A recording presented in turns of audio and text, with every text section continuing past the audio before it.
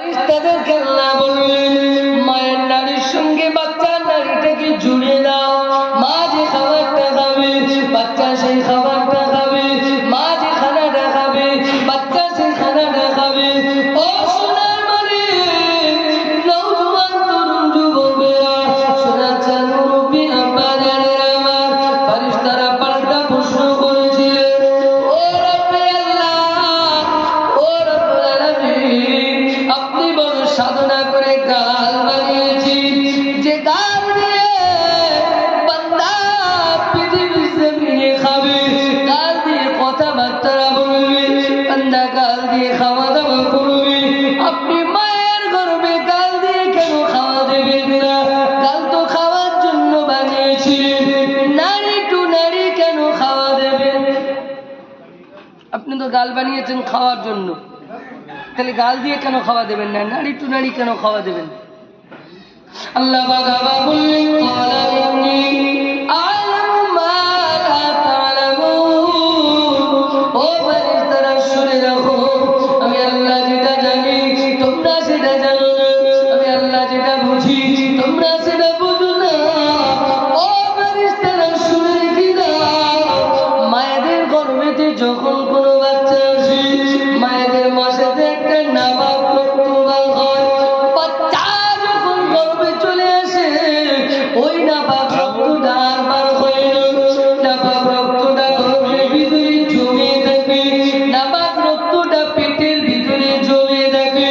আমি আল্লাহ পাক পেটের ভিতরে যদি গাল দিয়ে খাওয়া দিই, তাহলে ওই নাবাক রক্তটা গাল দিয়ে প্রবেশ করবে না। না না না, আমি আল্লাহ পাক যে গালটা নিজে হাতে বানিয়েছি, পবিত্র রেখেছি, ওই গাল দিয়ে নাবাক রক্তটা প্রবেশ করতে পারে না। ও শোনাচ্ছেন মুরব্বী আব্বা জানেরা আমার, আল্লাহ পাক আমার আপনার জবানটা পবিত্র রেখেছিল। মায়ের গর্ভে নাপাক রক্তটা খেতে দিই, মায়ের গর্ভে নাপাক রক্তটা খেতে দিই, জবানটা পবিত্র রেখেছিল। কিন্তু আজকে পৃথিবীর জমিনে আসার পরে আমি আপনি হারামটা ঘর ঘর করে চালিয়েছি, মদ খেয়েছি, গাঁজা খেয়েছি, জবানটাকে অপবিত্র করে ফেলেছি। ও সোনার মালিক, এ জবান দিয়ে সারাদিনে 450 মিথ্যা কথা বলেছি, হারাম খেয়েছি, জবান দিয়ে মিথ্যা কথা বলেছি। আল্লাহ জবানটা মায়ের গর্ভে যখন রেখেছিল, পবিত্র রেখেছিল, নাপাক পানি যেন জবান দিয়ে প্রবেশ না করে, যার কারণে নারী টু নারী খাওয়া দিতেন, জবান দিয়ে দিতেন না। পৃথিবীর জমিনে আসার পরে এই জবানটাকে পবিত্র রাখতে পারলাম না, অপবিত্র করে ফেলছি। আল্লাহ হাত দিয়েছিলে, বান্দা আমার কাছে তো হাত তুলবে। আল্লাহ পা দিয়েছিলে, বান্দা পা দিয়ে কেটে কেটে মসজিদে যাবে। পৃথিবীর জমিনে আসার পরে জবান দিয়েছে, আল্লাহকে ডাকতে হবে, আল্লাহ জিকির করতে হবে, কিন্তু বান্দা আল্লাহ জিকির করে না, দুহাত আল্লাহ দরবারে তোলে না, পা দিয়ে কেটে কেটে মসজিদে যায় না। ও সোনার মালিক, আল্লাহ কোরআন কারীমের ভিতরে জানালেন, ফাদখুলি ফি ইবাদি ওয়াদখুলি জান্নাতি, ইবাদতের বদলা আমি আল্লাহ জান্নাত দেব। বান্দা যদি ইবাদত করে আমি আল্লাহ পাক জান্নাত দেব, বান্দা যদি ইবাদত না করে আমি আল্লাহ পাক জাহান্নামের ভিতরে ফেলে দেব। ইবাদত করলে জান্নাত, না করলে জাহান্নাম। জাহান্নাম।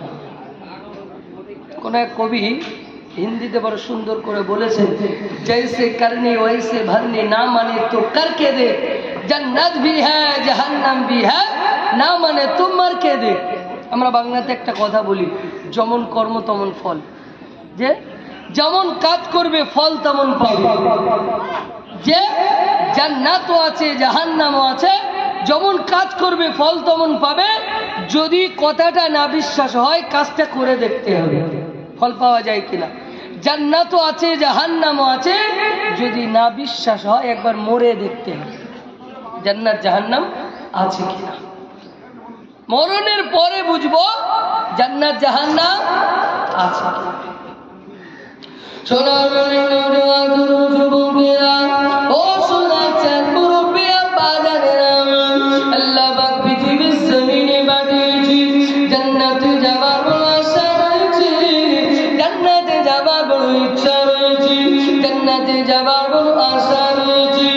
ও সোনার মানে পৃথিবীর জমিনে জান্নাতে যাবার দুটো রাস্তা বলে দিলাম। আল্লাহ নবী জানালেন ইন্নাল জান্নাতা তাহতা রিজলিহা, তোমার জান্নাত তোমার পিতা মাতার কদমের তলায়। ইন্নাল জান্নাতা তাহতা রিজলিহা, তোমার জান্নাত তোমার পিতা মাতার কদমের তলায়। জান্নাতে যদি যেতে চায় পিতা মাতার খিদমত করতে হবে, পিতা মাতাকে সম্মান করতে হবে। আল্লাহ পাক কালামুল্লাহ শরীফের ভিতরে জানালেন ওয়াবিল ওয়ালিদাইনি ইহসানা ইম্মা ইয়াবলুগান্না ইনদাকাল কিবারা আহাদুহুমা আও কিলাহুমা ফালা তাকুল লাহুমা উফফিন ওয়ালা তানহারহুমা ওয়া কুল লাহুমা কওলান কারীমা। আল্লাহ পাক কোরআনে কারীমের ভিতরে জানালেন ওয়াবিল ওয়ালিদাইনি ইহসানা, পিতামাতাকে সম্মান করো, পিতামাতাকে ইহসান করো, পিতামাতার সঙ্গে সম্মানজনক কথা বলো। উফফিন ওয়ালা তানহারহুমা ইম্মা ইয়াবলুগান্না ইনদাকাল কিবারা আহাদুহুমা, এমন কথা পিতামাতার সম্মুখে বলো না তোমার কথার দ্বারাই পিতামাতা কষ্ট পাবে। পিতামাতার সামনে উফ বলে শব্দ করো না, পিতামাতার সম্মুখে উফ বলে শব্দ করা যাবে না। মানুষের দুটো কাল আসে, একটা হলো ছোট বাচ্চা যখন মায়ের গর্ভ থেকে জন্ম নেয়, যখন কথা বলতে শেখে, এটা একটা কাল। আর একটা হলো বৃদ্ধাকাল। এই দুটো কালে মানুষ উল্টো পাল্টা বকে। ছোট বাচ্চা বোঝে না, একটা কথা বারবার বলবে, বিরক্ত হলে চলবে না। এই বাচ্চাটাই আবার যখন বৃদ্ধা হবে একটা কথা বারবার বলবে, সন্তানকে ডেকে বলবে করছে শোন এই কাজটা কর, এই একই কথা 10 বার বলবে, বিরক্ত হলে চলবে না। আপনি বিরক্ত হয়ে উফ চুপ করো তো তুমি, এই উফ শব্দটা পিতামাতার সম্মুখে করা যাবে না। আল্লাহ কোরআনে বলছেন উফফিন ওয়ালা তানহারহুমা, পিতামাতার সামনে উফ বলে শব্দ করো না, পিতামাতাকে বিরক্তিবোধ মনে করো না, তাদের সঙ্গে সম্মান করো, কথা বলো, তাদেরকে শ্রদ্ধা করো, তাদেরকে সম্মান করো। ও সোনার মানি, বর্তমান পৃথিবীর জমিনে পিতামাতাকে সম্মান করা তো দূরের কথা, পিতামাতার সঙ্গে সম্মানজনক কথা বলা তো দূরের কথা, বর্তমান সময়তে পিতামাতাকে মারধর করতেও ছাড়ে না। এমনও সন্তান আছে পিতামাতাকে মারধরও করে। একজন যুবক প্রতিদিন বাড়িতে ফিরে, স্ত্রী প্রতিদিন কান ভাঙায়, আজকে তোমার মা এই করেছে, আজকে তোমার মা ওই করেছে, প্রতিদিনের তারিখ। একদিন কর্মের সাইডে একটু মাথা গরম ছিল, কাজের সাইডে বাড়িতে ঢুকেছে, স্ত্রী আবার সেদিনের তুলনায় আবার একটু বেশি করেছে, যে আজকে রে তোমার মা এই করেছে। মাথা গরম হয়ে গিয়েছে, মাকে মারতে চলে গেছে। মারতে মারতে মারতে মারতে এমন জায়গায় মেরেছে মা পৃথিবীর জমিন থেকে বিদায় নিয়েছে। মাথা গরম ছিল, মারতে মারতে মাকে মেরে ফেলেছে। মা যখন মারা গেছে তখন অনুতপ্ত হচ্ছে, আমি মাকে মেরে ফেললাম, আমার এই হাত দিয়ে আমি মাকে মেরে ফেললাম, মা চলে গেল। স্ত্রীর জন্য মাকে মেরেছে, স্ত্রীকে তালাক দিয়ে দিলেন, বাড়ি থেকে বার করে দিলেন। যে হাত দিয়ে মেরেছিল সেই হাতটা কেটে ফেলে দিল। তারপরও মনের আশা পূর্ণ হচ্ছে না যে আমি আমার মাকে মেরেছি, এর থেকে দ্বিতীয় নোংরা কাজ আর কিছু হতে পারে না। অনুতপ্ত হতে শুরু করলেন। আল্লাহ অনুতপ্ত হতে হতে চলে গেলেন আল্লাহ পাকের কাবা বাইতুল্লাহ শরীফে। আল্লাহ পাকের কাবা বাইতুল্লাহ শরীফের পাশে একটা জায়গা রয়েছে, যে জায়গাটার নাম হলো হাতি। ওই জায়গাটা ঘেরা রয়েছে।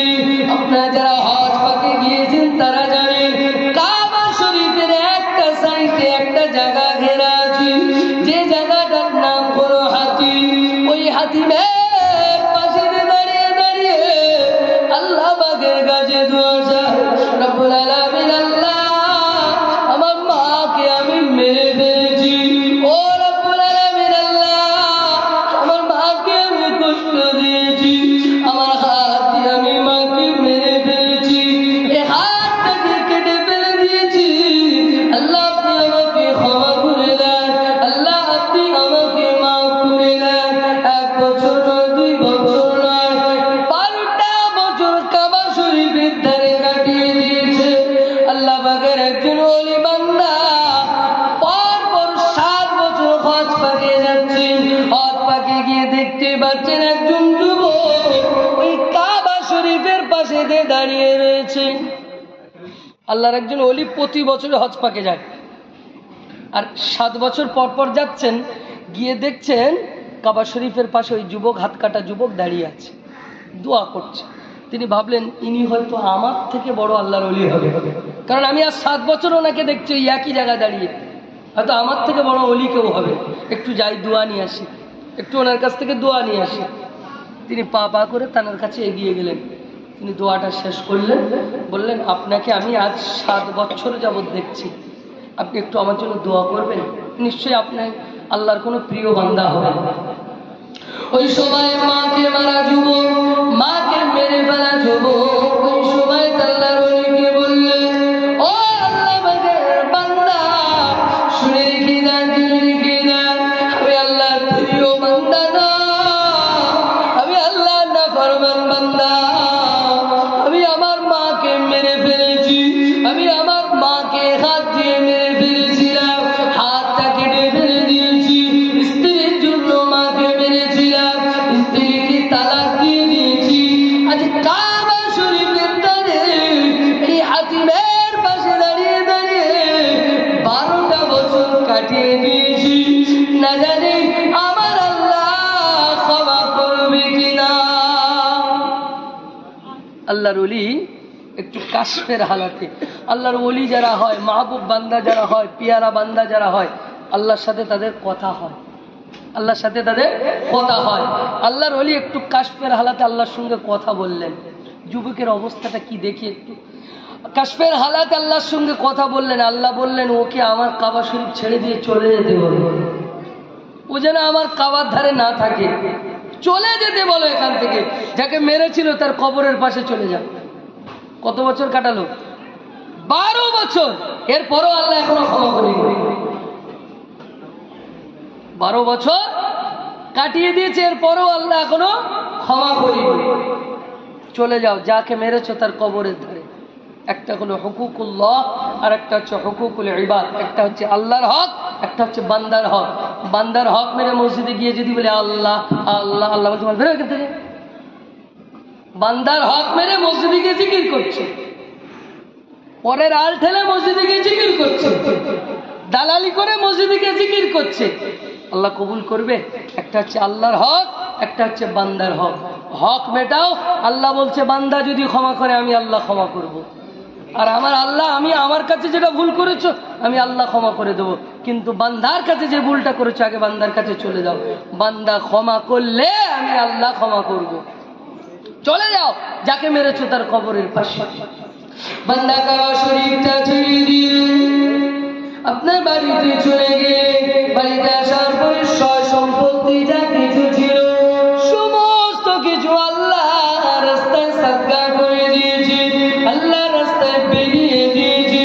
ও সোনার মানিক নৌজওয়ান তরুণ যুবকেরা, মায়ের কবরের পাশে চলে গেলে আম্মা জান আমাকে ক্ষমা করে দেন, আম্মা জান আমাকে মাফ করে দেন, আম্মা জান আমাকে ক্ষমা করে দেন।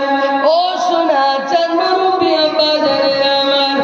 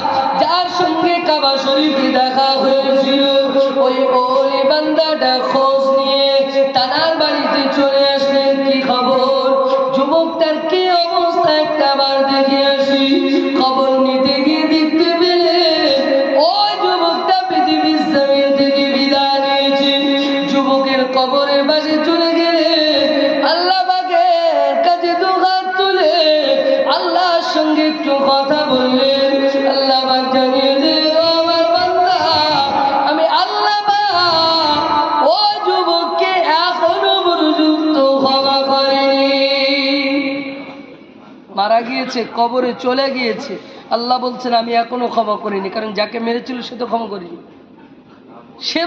করিনি, তো আমি আল্লাহ ক্ষমা করতে পারবো না। দুটো হক আছে, বান্দার হক রয়েছে এখানে। তুমি তাকে নিঃস্বার্থভাবে মেরেছো, তার কোনো দোষ ছিল না, তাকে মেরে বইয়ের কথা শুনে মেরে ফেলেছো, আমি আল্লাহ ক্ষমা করে দিলে হয়ে যাবে? সে তোমার আঘাতে পৃথিবীর জমিন থেকে বিদায় নিয়েছে, আমি আল্লাহ ক্ষমা করব। তাহলে ভাবেন, চিন্তা করি আমরা যে মাকে মারার কারণে 12 বছর কাবা শরীফে কাটিয়েছে, মায়ের কবরের ধারে কয়েক বছর কাটিয়ে দিয়েছে, এরপরেও তার কবরে আযাব হচ্ছে, আল্লাহ তাকে ক্ষমা করেনি। 10 মাস 10 দিন যে মা গর্ভে রেখেছিল, জান্নাত অত সহজ নয়। আল্লাহ নবী বললেন, ইন্নাল জান্নাতা তাহতা রিজলিহা, তোমার জান্নাত তোমার পিতা মাতার কদমের তলায়। ও বান্দা, হক পাকে নিয়ত করেছে, মা আপনাকে মানা করেছে বেটা হজে যাস না, পরে যাবি, আপনি বললেন সব ঠিকঠাক হয়ে গেছে, ঘুরে আসি। ও বান্দা, 70 বার হজ করলেও হজ কবুল হবে না, হজ তো বাড়ি বসে আছি। কোন পিতা মাতার দিকে যদি সন্তান সুনজরে তাকায়, একটা মকবুলিয়াত হজের সওয়াব পাবে। কোন পিতা মাতার দিকে যদি সুনজরে তাকানো যায়, 6 লাখ টাকা খরচ করে হজ করলে যে সওয়াব, সেই সওয়াব পাওয়া যাবে, মকবুলিয়াতের হজের সওয়াব পাওয়া যাবে। তো হজ তো বাড়ি বসে আছে, পিতামাতার খেদমত করেন, হজের সওয়াব পাবে। যেতে হবে হজে, আল্লাহর হুকুম হলে অবশ্যই যেতে হবে, তবে পিতামাতাকে অবহেলা করে নয়, পিতামাতাকে না খেতে দিয়ে নয়। পিতামাতা 6টা ছেলে মানুষ করলো, একজন পিতা একজন মাতা 6টা ছেলে মানুষ করলো, কিন্তু এই 6টা ছেলে মিলে 2জনকে বহন করতে পারছে না, খেতে দিতে পারে না। 4টে ফ্ল্যাট করেছে, এই ফ্ল্যাটে পিতামাতার জায়গা হয়, ফ্ল্যাটে পিতামাতার জায়গা হয় না। কেন? নোংরা করবে, থুতু ফেলবে, নোংরা করবে, বয়স হয়ে গিয়েছে। কোথায় থাকে? সে আদিম যুগের যে ঝুপড়ি ঘর ছিল, সেখানেই পিতামাতা থাকে, পিতামাতার এই ঘরে জায়গা হয় না। সোনার ও সোনার চাঁদ মুরব্বী বাজারের আমার কান্ডা করে শুনে রেখে দেন, জান্নাতে যদি যাওয়ার আশা থাকি, জান্নাতে যদি যেতে চায়, পিতা মাতাকে খিদমত করতে হবে। আল্লাহ নবী জানালেন, ইন্নাল জান্নাতা তাহতা রিজলিহা, তোমার জান্নাত তোমার পিতা মাতার কদমের তলায়। ও বান্দা, দ্বিতীয় আরেকটা রাস্তা বলে যায়, আল্লাহ পাক কোরআনে কারীমের ভিতরে বললেন, কুল ইন কুনতুম তুহিব্বুনাল্লাহা ফাত্তাবিউনি ইউহিব্বুকুমুল্লাহ ওয়া ইয়াগফির লাকুম যুনুবাকুম আল্লাহু গফুরুর রহিম। আল্লাহ পাক জানিয়ে দিলেন, হে নবী তুমি বলে দাও, আমি আল্লাহ যদি আমাকে কেউ মহব্বত করতে চায়, আমি আল্লাহ যদি আমাকে কেউ ভালোবাসতে চায়, ওই ব্যক্তিটা যেন সর্বপ্রথমে তুমি নবী তোমাকে ইত্তিবা করে, তুমি নবী তোমাকে ভালোবাসে, তুমি নবী তোমাকে পেয়ার করে। আর যদি তোমাকে ভালোবাসতে পারে, তোমাকে যদি পেয়ার করতে পারে, ইউহিব্বুকুমুল্লাহ, আমি আল্লাহ ওই ব্যক্তিটাকে ভালোবাসবো। আল্লাহ নবী জানালেন, মান আহাব্বা সুন্নতি ফাকাদ আহাব্বানি ওয়া মান আহাব্বানি কানা মাই ফিল জান্নাহ। যে ব্যক্তি আমার সুন্নতকে আঁকড়ে ধরবে, ওই ব্যক্তিটা আমি রাসূলুল্লাহ আমাকে ভালোবাসবে, আর যে আমি রাসূলুল্লাহ আমাকে ভালোবাসবে, ওই ব্যক্তিটা আমার সঙ্গে জান্নাতের ভিতরে পাশাপাশি থাকবে। জোরে বলেন সুবহানাল্লাহ। জান্নাতের রাস্তা একদম সোজা। আল্লাহ বললেন, আমাকে ভালোবাসতে গেলে আমার হাবিবকে ধরো। হাবিব বললেন, আমাকে ভালোবাসতে গেলে সুন্নাতকে আঁকড়ে ধরো। সুন্নাত আঁকড়ে ধরতে পারলে হাবিবকে পাবে, হাবিবকে পেলে আল্লাহকে পাবে, আর আল্লাহকে পেলে রহমতের দয়া জান্নাত পাওয়া যাবে। জান্নাতের মালিককে আল্লাহ। আল্লাহ। তাহলে মালিকের সঙ্গে যদি সম্পর্ক আমার ঠিক থাকে, জান্নাতে যাওয়া আমার সহজ হয়ে যাবে। মালিকের সঙ্গে যদি সম্পর্ক না থাকে, জান্নাতে যাওয়া যাবে দেবে না। ছোট বাবুনিয়া গ্রামে ধরেন একটা বাড়ি আছে, খুব সুন্দর বাড়ি, রাজপ্রাসাদ, পৃথিবীর জান্নাত বললেই চলে। আমার মনের ইচ্ছা, আমি তো ধরেন গরিব মানুষ, ওরকম একটা বাড়ি করতে পারবো না। বাড়ির সামনে দিয়ে যখনই যাই মনে মনে ইচ্ছা হয় যদি একটাবার এই বাড়িতে একটু ঢুকতে পারতাম, ভিতরে গিয়ে দেখে একটু মনটা শান্তি হতো। কিন্তু যদি বাড়িওয়ালার সঙ্গে যদি আমার সম্পর্ক না থাকে, ও বাড়িওয়ালা আমাকে জীবনেও ঢুকতে দেবে না, সারা জীবন ওর গেটের সামনে দাঁড়িয়ে থাকলেও ঢুকতে দেবে না। আল্লাহ পাকের সঙ্গে যদি সম্পর্ক ঠিক থাকে, আল্লাহ পাক আমাকে আপনাকে জান্নাতে দেবে। সম্পর্ক ঠিক না থাকলে জান্নাতে যাওয়া সহজ আমার আপনার জন্য হবে না। সেই জন্য জান্নাতে যেতে গেলে আল্লাহ পাকের ইবাদত করতে হবে, বান্দেগি করতে হবে। আল্লাহ পৃথিবীর জমিনে পাঠিয়েছেন, যেদিন পৃথিবীর জমিন থেকে বিদায় নেব, চোখটা যেদিন বন্ধ হয়ে যাবে, পৃথিবীতে যা আছে সব শেষ, আর কিছু যাবে না, সব শেষ। একমাত্র যদি কিছু ইবাদত আমল করে যেতে পারেন, সেটাই কাজে লাগবে। মরণের পরে কবরে গিয়ে শুয়ে পড়বেন, আমাকে আপনাকে জানাজার ময়দানে হাজির করবে। ইমাম সাহেব আমার জন্য গ্রামবাসীর কাছে একটু ক্ষমা চেয়ে নেবে, যে অমুককে মাফ করে দেন। ক্ষমা চেয়ে জানাজা পড়িয়ে দেবে, কবরস্থানে দাফন করে দেবে। 40 থেকে 41 কদম বাড়ির দিকে রওনা দেবে, দুইজন ফারিস্তা আপনাকে তুলে বসাবে। মৃত্যু আপনার হয়েছিল মাত্র কয়েক ঘন্টার জন্য। পৃথিবীতে মৃত্যু আসে কয়েক ঘন্টার জন্য। ফজরে মারা গিয়েছেন, জোহর বাদ জানাজা, এই যে মাত্র কয়েক ঘন্টা, 7-8 ঘন্টার ব্যাপার। এই 7-8 ঘন্টা আপনার মৃত্যু। আপনাকে কবরে শুইয়ে দেবে, 40 থেকে 41 কদম চলে আসবে, আপনাকে আবার পুনরায় জীবিত করা হবে, আর আপনার মৃত্যু হবে না। পুনরায় আবার জীবিত করা হবে। শুধু এহকাল থেকে পরকাল ত্যাগ করার জন্যই আপনার মৃত্যু আসে।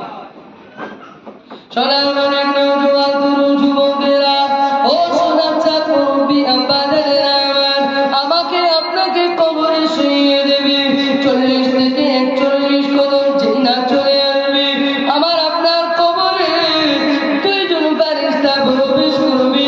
মণ্ডপুকা মাহাদিনুকা মন্নবিয়ুকা। ও বান্দা, পৃথিবীর জমিনে বড় সুন্দর করে মুখস্থ করে রেখেছি, মণ্ডপুকা মাহাদিনুকা মন্নবিয়ুকা।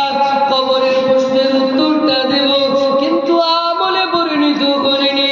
ও বান্দা, কবরের জমিনে মুখস্থ বিদ্যাটা কাজে আসবে না, আমাকে আপনাকে আমলে পরিণত করতে হবে। যে আল্লাহ পৃথিবীর জমিনে আমাকে বানিয়েছে, 60 বছরের হায়াত দিয়েছে, 70 বছরের হায়াত দিয়েছে, 80 বছরের হায়াত দিয়েছে, ওই আল্লাহ পাকের ইবাদত করতে হবে, ওই আল্লাহ পাকের বান্দেগি করতে হবে। এরপরে যখন বলবে মান রব্বুকা, তোমার রবকে, আমার জবান দিয়ে আল্লাহর নামটা তখনই বার হবে। এটা মোতাবিক আমি আপনি 60 বছর 70 বছর চলে থাকবো, তার আগে টাওয়ার পাবে না। মান রব্বুকা মা দিনুকা মান নবিয়ুকা, কি বলছে কিছুই বুঝবে না। বাংলাতে তো বলবে না, আরবিতে বলবে, আর আমরা কোরআন পড়তে জানি না, আরবি ভাষাও জানি না, টাওয়ার পাবে না, কিছুই বুঝতে পারবো না কি বলছে। হা করে তাকিয়ে থাকবো, উপরে ছোট বাঁশ ছাড়া আর কিছু দেখতে পাবো না, কারণ আমার কিছু নেই। তো আমি আমল করে যেতে পারিনি, ইবাদত করে যেতে পারিনি, কবরের সামান নিয়ে যেতে পারিনি, আমার তো কিছু নাই। হা করে তাকিয়ে থাকতে হবে, কিছুই খুঁজে পাবো না। জাহান্নাম আর ফয়সালা করে দেবে। কিয়ামত পর্যন্ত আমার কবরে আযাব হতেই থাকবে। কিয়ামতের ময়দানে আবার ফয়সালার কাঠগড়ায় দাঁড়াতে হবে। সেদিনই তো প্রতিটা সেকেন্ডের হিসাব দিতে হবে। আজকে ফারিস্তারা আসলো, 3টে প্রশ্ন করে চলে গেল, আর কিছু হিসাব নেবে না। কিয়ামতের ময়দানে হিসাবের কাঠগড়ায় গিয়ে প্রতিটা সেকেন্ডের হিসাব আপনাকে দিতে হবে। 60 বছর 70 বছর 80 বছর পৃথিবীর জমিনে ছিলেন, কি করেছেন বলে? 5 ওয়াক্ত নামাজ ছিল, কি করেছেন? প্রতিটা সেকেন্ডের হিসাব দিতে হবে। সনাতন মুরব্বী আব্বাজানেরা আমার, কান্ডা খুলে শুনে রেখে দেন। ফারিস্তার প্রশ্নের উত্তর যদি দিতে পারে, ফারিস্তারা আমার কবরে জান্নাতের কিছু আরাম দিয়ে যাবে। আর যদি উত্তর না দিতে পারে, জাহান্নামের কিছু আযাব কবরের ভিতরে দিয়ে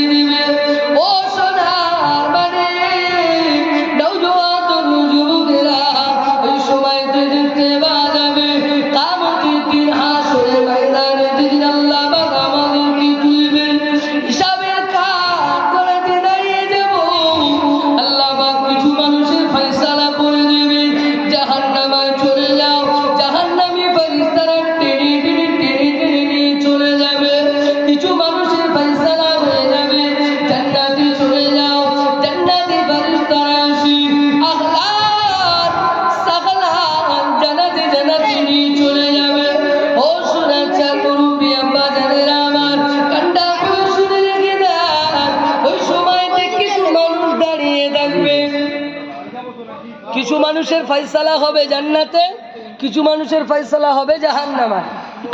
আবার কিছু মানুষ মিডিলে দাঁড়িয়ে থাকবে। জান্নাত জাহান্নামের মিডিলে একটা জায়গা আছে, জায়গাটার নাম হলো আরাফ। এই আরাফের মধ্যে কিছু মানুষ দাঁড়িয়ে থাকবে, যাদের আমল নামা থাকবে ডোরো ডোরো। ডোরো ডোরো বোঝেন তো? সমান সমান, খারাপও করেছে ভালোও করেছে। রাত্রে চুরিও করতে গিয়েছে, ফজরের নামাজ ইমামের পিছনে একটু দায়িত্ব রিয়াদাল ইমামও বলেছে। ভালো কাজও করেছে, খারাপ কাজও করেছে। এটা এ বান্দাকে দেবে কোথায়? এ তো সমান সমান, ভালো আছে খারাপও আছে, দেবে কোথায়? আল্লাহ তাদেরকে একটা সুযোগ দেবেন, চলে যাও।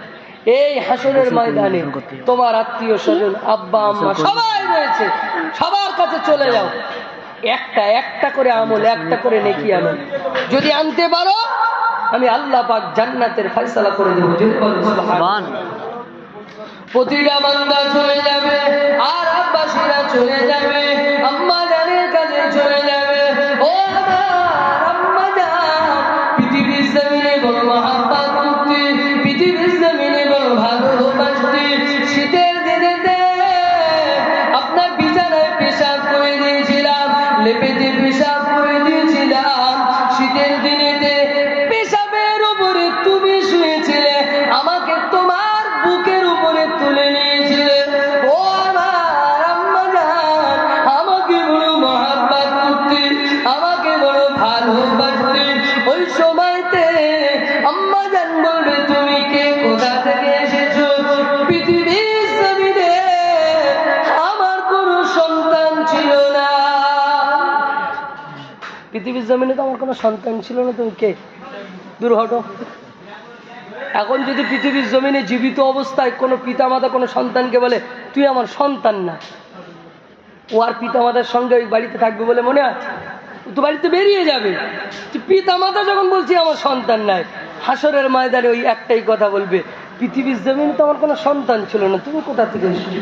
চলে যাবে, আব্বার কাছে যাবে, একটাই কথা বলবে, পৃথিবীতে আমার কোনো সন্তান ছিল না। স্ত্রীর কাছে যাবে, পৃথিবীর জমিনে সব থেকে বড় বেশি মহব্বত করতাম তোমাকে, যেখানে গিয়েছি দুজনে একসঙ্গে গিয়েছি, যা খেয়েছি দুজনে একসঙ্গে খেয়েছি, সব কিছুই দুজনে একে অপরের সঙ্গে জড়িয়েছিলাম, একে অপরের মিল বন্ধনে আবদ্ধ ছিলাম। কিন্তু আজকে আমি হিসাবের কাঠ গড়াতে ধরা পড়ে গেছি, আজকে আমাকে একটা নেকি দেবে স্ত্রী? বলছো তুমি কে? পৃথিবীর জমিনে তো আমার কোনো বিবাহ হয় নাই, তো স্বামী কোথার থেকে আসবে? পৃথিবীতে আমার তো বিবাহ হয় নাই, স্বামী কোথা থেকে আসবে? তার সামনে আর দাঁড়ানোর মতো সুযোগ আছে? চলে যাবে। এরকম ভাবে প্রত্যেকের কাছে যাবে, সবাই নাখরাজ করে তাড়িয়ে দিয়ে চলে যাবে। আল্লাহ পাকের বান্দাগুলো আর আব্বাসীরা আবার আরাফের ভিতরে ফিরে আসবে, আবার চলে আসবে, আরাফের ভিতরে ফিরে চলে আসবে। একে অপরের সঙ্গে আলোচনা করতে করতে বলবে, চলো না একটা বাপ আদম আলাইহিস সালামের কাছে যায়। আদম আলাইহিস সালাম আমাদের আদি পিতা, চলো না তার কাছে একটা বার যায়। সবাই সম্মিলিত ভাবে আদম আলাইহিস সালামের কাছে চলে যাবে। আদম আলাইহিস সালাম ওই সময়তে তার কাছে বলবে, ইয়া নবী আদম শফিকুল্লাহ, আমরা আপনার কাছে এসেছি একটা বারের জন্য, আমাদের জন্য একটু সুপারিশ করুন। নবী আদম আলাইহিস সালাম সুপারিশে বলবেন, আমি তো আল্লাহ পাকের কাছে ভুল করেছি, আমি আল্লাহ পাকের কাছে ভুল করেছি, আমার ভুলের কি জবাব দেব আমি নিজে জানি না, আমি তোমাদের জন্য সুপারিশ আর শাফাত করতে পারবো না, চলে যাও এখান থেকে, চলে যাও। নবী আদম আলাইহিস